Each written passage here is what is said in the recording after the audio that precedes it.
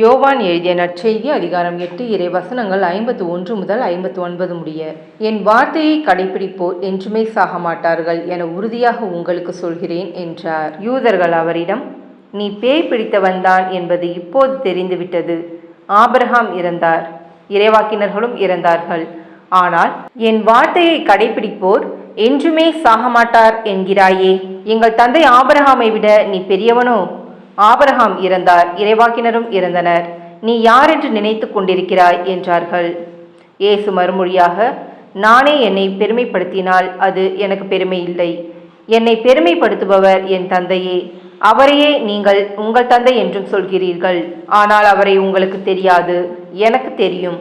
எனக்கு அவரை தெரியாது என நான் சொன்னால் உங்களைப் போல நானும் பொய்யனாவேன்.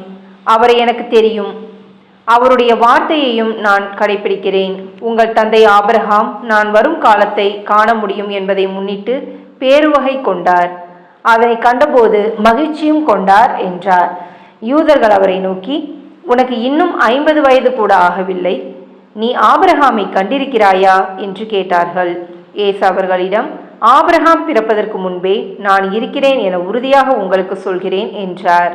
இதை கேட்ட அவர்கள் அவர் மேல் எரிய கற்களை எடுத்தார்கள். ஆனால் இயேசு மறைவாக நழுவி கோவிலில் இருந்து வெளியேறினார். இது கிறிஸ்துவின் நற்செய்தி. கிறிஸ்துவே உமக்கு புகழ்.